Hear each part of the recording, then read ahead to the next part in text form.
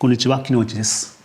今回は間取りを加工シリーズのお話です。ということでシリーズ化しようと目論んでいます。先日投稿した間取りを加工という動画にひどい雑音が入ってしまいました。大変申し訳ありませんでした。雑音を消して投稿し直しましたので、途中でやめた方は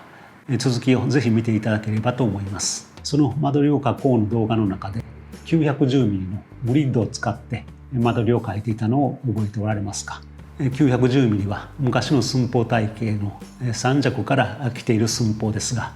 現在も合板や石膏ボード、サイディングなどほとんどの建材がこのモジュールで作られていますので、特に木造の場合はこの 910mm のグリッドに沿って間取りを描くのが合理的です。この 910mm、100分の1のスケールで 9.1mm ですが、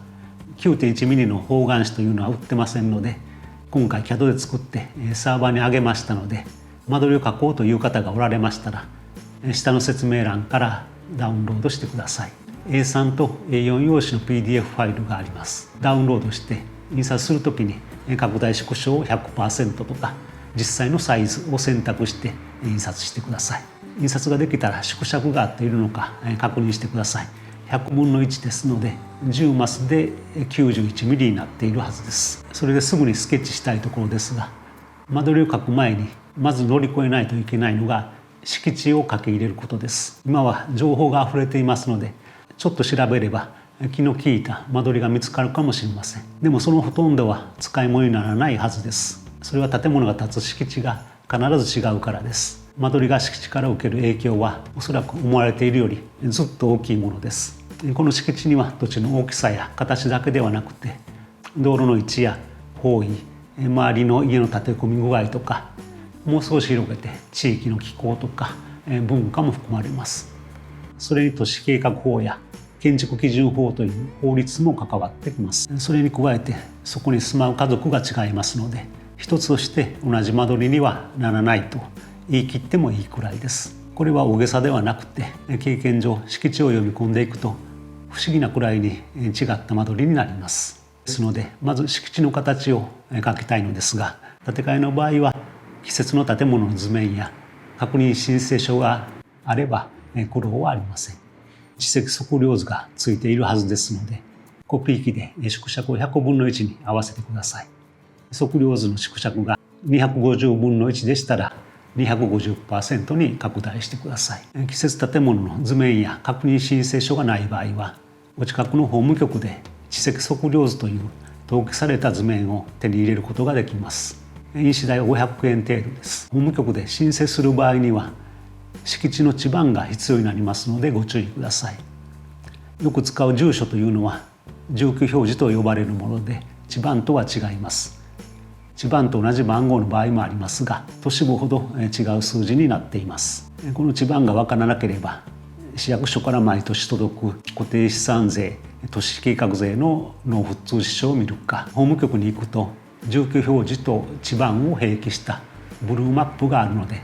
それで調べることができます。調べ方は窓口で聞けば教えてもらえます。その調べた地番でこんな書類の地積測量図にチェックを入れて申請します。ただ地積測量図がない敷地も結構多いのが現状です。まず窓口で現地測量図が存在することを確認してから印紙を購入するのがいいと思います。無事地積測量図があればいいのですが、ない場合は測量が必要になります。長方形のような単純な形状でしたら簡単に測って設計を進めることはできますが、現況測量まではしておいた方がいいかと思います。測量士さんに依頼すると10万円から20万円程度で測量してくれます。ただしこの現況測量図では登記はできません。登記をするためには臨地の所有者に立ち会ってもらって境界を確定しないといけません。これには臨地の所有者の実印が必要になります。費用もさらにかかりますし、揉めたくないという思いもあって登記していない敷地が現在でも多く残っているんだと思われます。それと道路境界も確定していなければ役所に申請が必要になります。もし新たに土地を購入する場合は売り主さんにこの敷地確定登記までしてもらいましょう。そうでないと後々お隣と揉める原因にもなりかねません。このいずれかの方法で何とか測量図を手に入れていただいて、縮尺を100分の1に拡大した測量図の上にグリッド用紙を当てて敷地の境界線をなぞって書いてください。境界線を書き入れたら次は道路です。道路の位置と幅を書き込んでください。道路は人や車が出入りして建物が密集している地域でしたら唯一光を取り入れられる場所です。道路は公共の施設ですので法的な規制もあります。それに道路から敷地に出入りするのは人や車だけではなくていろんなものが出入りしています。電気や電話、インターネット、上下水道、雨水の排水、都市ガスなどなくてはならないものばかりです。水道のメーターや下水の最終マスの位置を変えようとすると道路を掘削しなければなりませんので、状況にもよりますが50万円程度の費用がすぐにかかってしまいます。ですのでできるだけ現在のメーターやマスの位置を動かさないように建物を配置した方が得策です。そして最後に方位を入れれば準備完了です。方位は地図から角度を測ってください。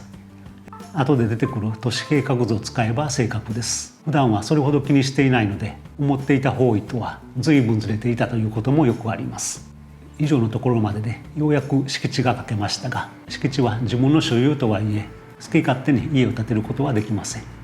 建てられる建物の用途や大きさなどが法律で決まっていますので、できれば用途地域などの規制を調べてください。市役所のホームページで用途地域を検索すればすぐに出てくると思います。第一種低層住居専用地域から始まって12種類の用途地域が指定されています。専用住宅は工業専用地域以外では建てられるのであまり問題ありませんが、用途地域名と一緒に書かれている建蔽率と容積率を確認してください。建蔽率10分の6、容積率10分の20とか書かれています。今回は細かい説明はしませんので、ご質問があれば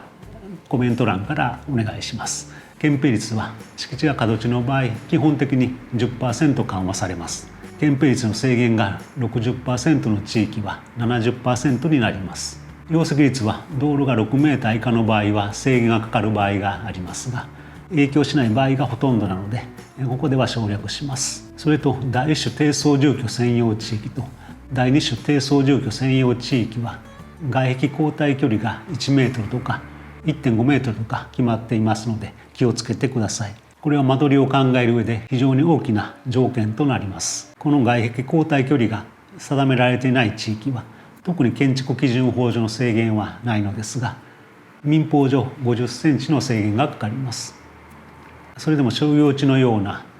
周りが敷地切りにまで建てているような地域ではこの制限もなくなりますが、足場を立ててメンテナンスをすることを考えると40センチは交代しておきたいところです。前面の道路が4メートル未満の場合は要注意です。道路中心から2メートルの範囲は敷地として認められません。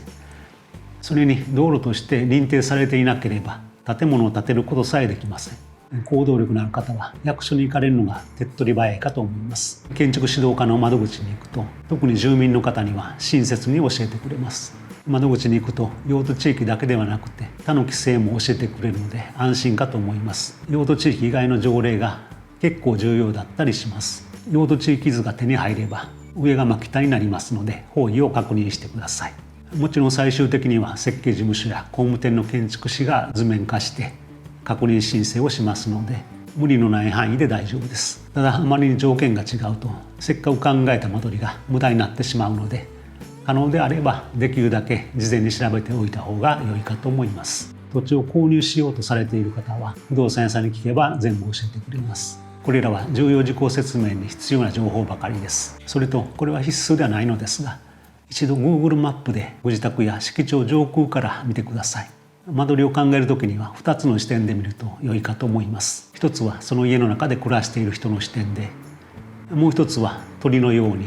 敷地やその周りの状況を俯瞰する視点です。上空から見ると普段気づかなかったことが見えてくると思います。先日の間取りを書こうの動画のコメント欄に動画を取り下げてしまったので見られなくなってしまったんですが、このようなご意見をいただきました。動画を見習って自分の理想の間取りを書いていました。もちろん土地の形や広さは考慮していませんが、こういう自分の考えた間取りにプロの意見を伺ったりできれば嬉しいですね。それで本当ですか、間取りを書くきっかけになったとしたら私もとても嬉しいです。書かれた間取りを見せていただきたいのですが、準備するので少しお待ちくださいねとお返事しました。それであまりお待たせしてもいけないので試行錯誤しながら進んでみたいと思います。実際にお会いしてアドバイスするのはそんなに難しくないんですが、ネット上でどのようなことができるのか、どこまでご期待にお応えできるのか不安なのですが、トライしてみたいと思います。一応間取り添削という名前を付けまして、この動画を見ていただいている皆様が描かれた間取りを募集したいと思います。動画内で添削してもいいよという方は